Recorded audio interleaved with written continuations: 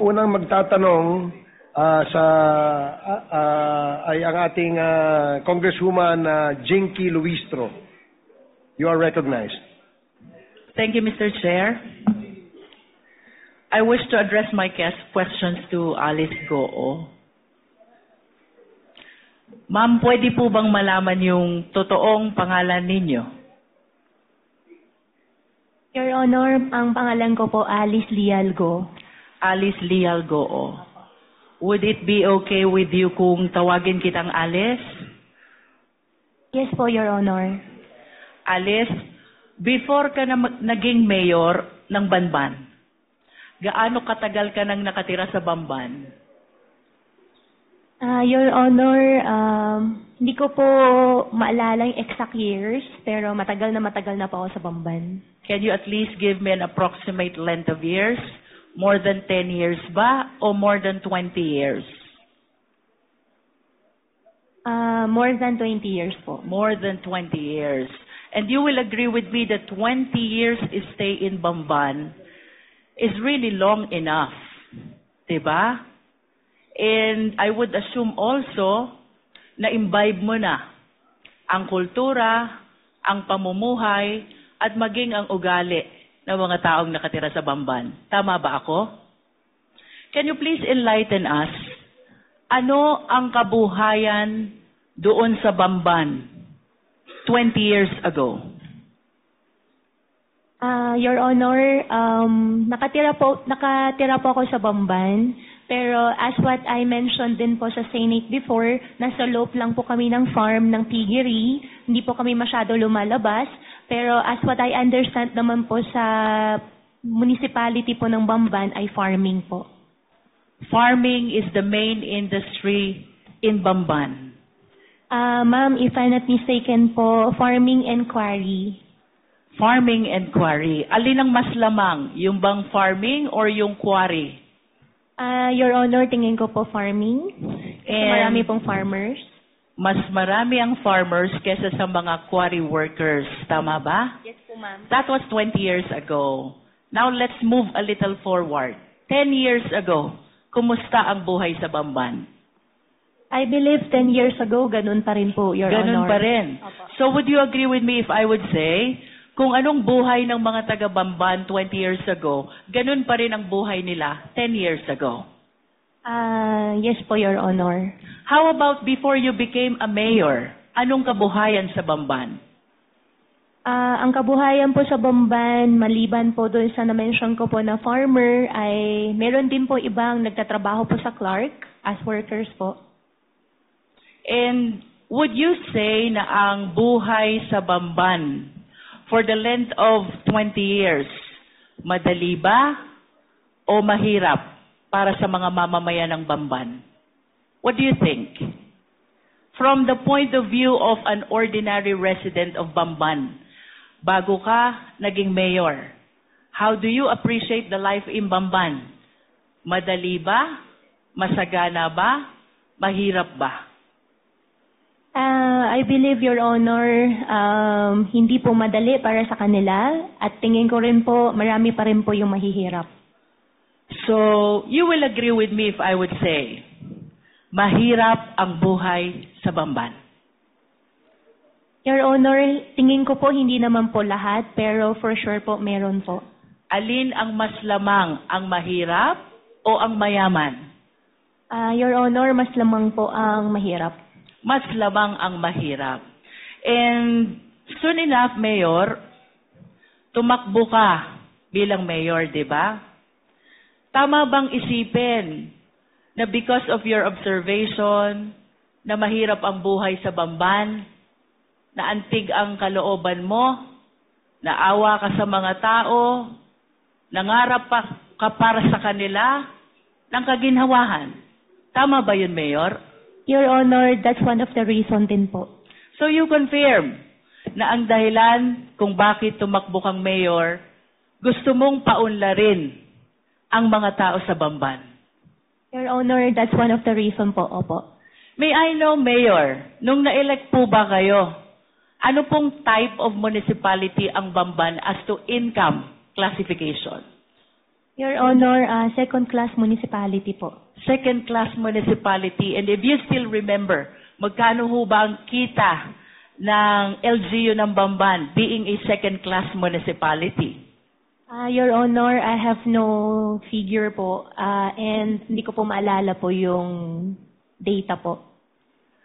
But nevertheless, Ma'am Alice, you recognize the fact na iba kung hindi ka mayor, iba kung mayor ka, kung ang pag-uusapan natin ay ang pangarap mong mapaunlad ang Bamban.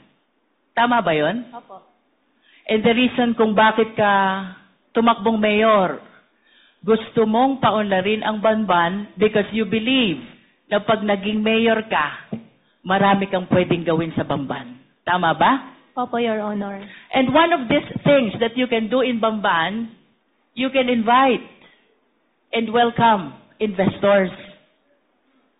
And naniniwala ka rin na itong mga investors na ito, itong mga business establishments na ito ang magpapayaman sa Bamban at ito ang magpapaalwan ng buhay ng mamamayan ng Bamban. Tama ba?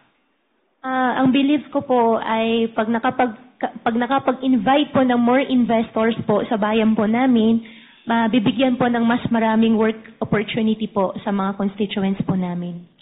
And let us move forward, Ma'am Alice.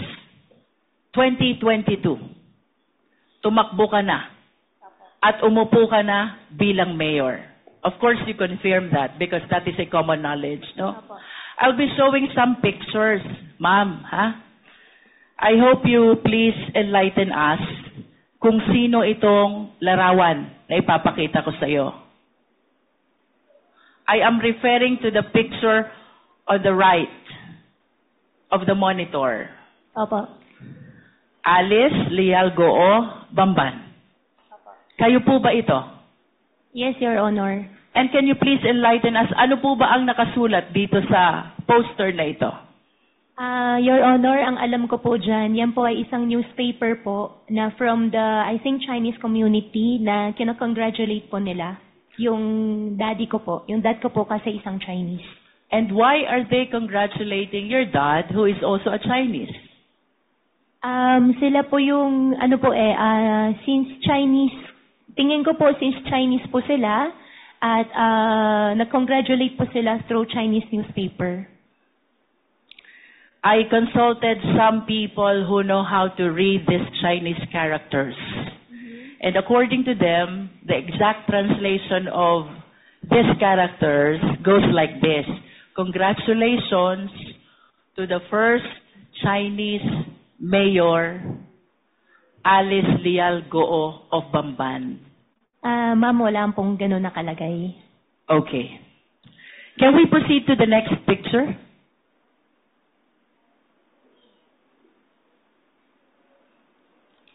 Can you please enlighten us who is in this picture? Ma'am, for that question po, I think I cannot answer. I invoke my right against self-incrimination since may pending case po sa akin about the citizenship. About the citizenship. But would you agree with me if I would say, kamukha mo yung nasa picture? Ma'am, I will not confirm po. Let us proceed to the third picture.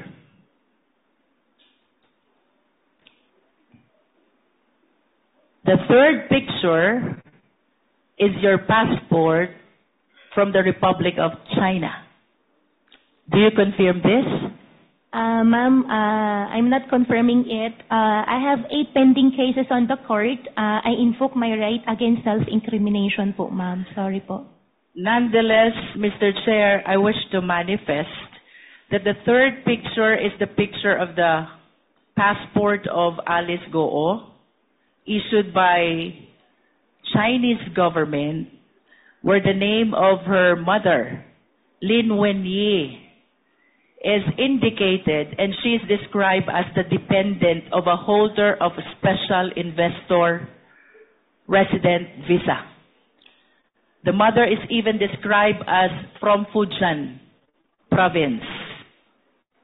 And I wish to go back to The first picture, Miss Alice Goo was described also as from Fujian province.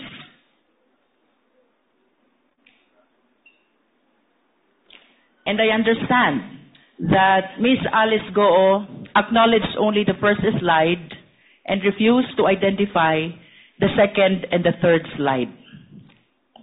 Nonetheless, Mr. Chair, I wish to manifest that these documents are evidence to show that indeed the nationality of Ms. Goo is Chinese. Nonetheless, Mr. Chair, in order to realize her intention, run to a public position, bring growth and prosperity to the municipality of Bamban, including the people who live thereat, Ms. Alice Goo allowed, if not she's the one who purposely caused the same, the late registration of his birth, and even the application of her Philippine passport. I understand, Mr. Chair, that the right to run to a public office is a right which is exclusive to Filipino citizens. And I wish to manifest as well that this should be dealt with by law, because this is something which open the country to issues of national security and interest, Mr. Chair. If I may proceed, Mr. Chair. Bilang mayor, Ma'am Alice, in line with your vision, paunlarin ang Bamban, bigyan ng kaunlaran ang taga-Bamban. Ano po ba ang mga kumpanya na dumating sa Bamban during your time as mayor of Bamban? During my time po, dumating po ang Jollibee, dumating din po ang McDonald's, dumating din po si RCS po na isang supermarket chain, and supposedly may mga darating pa mga factories and restaurants po, ma'am. And would you confirm that it was also during your time nung dumating ang Baofu? No po, ma'am. You don't? Ang Baofu po is not 2022 po, ma'am. But the business permit signed by you shows the date October 25, 2022. Ma'am, I think may previous po na mayor's permit. Nag-start po Let me rephrase my question. Therefore, it was during your time nung na-renew ang business permit ng Baofu. Do you agree to that? And sorry, Your Honor, anong year po? 2022, October 25. October 20. I think po, opo. You are the mayor already. As a matter of fact, if the Secretariat can show the business permit of Baofu was signed by Miss Alice Goo in her capacity as mayor. And would you confirm as well na yung Zunyu Tech dumating din at na-issuehan ng business permit during your time? Your Honor, I issued the mayor's permit for Zunyu 1 because meron po silang PACCAR license po na pinakita po sa amin. May we direct the resource speaker, Mr. Chair, to limit her answer to the question. The question, Ms. Alice Goo, is, pinatototohanan mo ba na sa panahon mo bilang mayor, June 27, 2023, na-create ang Zunyu 1 at na-issue ang business permit? Your Honor, I issued the permit for Zunyu 1 with the attachment of PACCAR license po nila. But you confirmed that you issued the business permit? I issued the business permit with the attachment po ng PACCAR license po nila. Thank you. Thank you. How about Hongsheng Corporation? When was this established? Your Honor, for Hongsheng, I'm not sure with the exact date po. And you will agree with me also that during the Senate hearing, etong tatlong kumpanyang ito, whenever you are being interpellated, palaging nababanggit. Yes po. Tama ba? Yes po. Can you enlighten us? Ano po ba ang naging koneksyon, partisipasyon nyo dito sa tatlong kumpanyang ito kung bakit parating nababanggit ang mga kumpanya na to? Your Honor, I think 2018 or earlier, hindi lang po talaga ako sure sa exact year, the land of the Baofu belongs to me. And I sold... What year is that, Miss Alice? Your Honor, 2018 or 19. 2018. You are the owner of the land of Baofu. Of the land. 2018. Yeah, 18 or 19. You are not yet the mayor. I'm not yet the mayor. Okay. And 2021, I divest the entire property to the corporation po. And can you please cite the exact date when you divested yourself of your interest in Baofu? 2021. September 21, 2021. I believe so po, ma'am. And that is 7 days before you filed your certificate of candidacy for mayor of Bamban. Okay. What therefore is the significance of your ownership of this land with respect to Baofu, Hongsheng, and Sun Yuan? Ano pong kahalagahan ng pag-aari nyo? Your Honor, after year 2021, I owned the land before year 2021. After year 2021, wala na po ako pag-aari. Hongsheng, I don't belong. Sun Yuan, I don't belong din po. What therefore is the connection of Baofu with Hongsheng? Baofu and Hongsheng, as what I understand, Baofu is the property owner and Hongsheng is the licensee po. How about Baofu and Sun Yuan? Baofu and Sun Yuan, I think, if I'm not mistaken, the documents they showed us is Sun Yuan leased the partial, I think 3 floors of Baofu. I think we have the contract of it. In other words, Ms. Alice, even the buildings which are erected on the lands are owned by Baofu? Tama ba yun? Your Honor, I think I'm not the right person to answer, but as what I understand po, from the documents we get from Sun Yuan before, yes po. You mentioned earlier, sometime in 2018 to 2019, ikaw ang may-ari ng lupa. Yes, ma'am. Then sometime thereafter, nilipat mo sa Baofu. We form a company. Ang pinaka-share ko is the property. Ang usapan po namin... What is the name of the company? Baofu. Baofu. Yeah. And when the initial plan was housing. However, nung ang usapan ay maglalabas na ako ng in cash, initial agreement was only the property, ang pinaka-share ko. And nung usapan ay maglalabas na ako ng pera, hindi na po ako pumayag, I divested already. And after that po, hindi ko na po alam. Matagal ka ng negosyante, Alice, tama ba?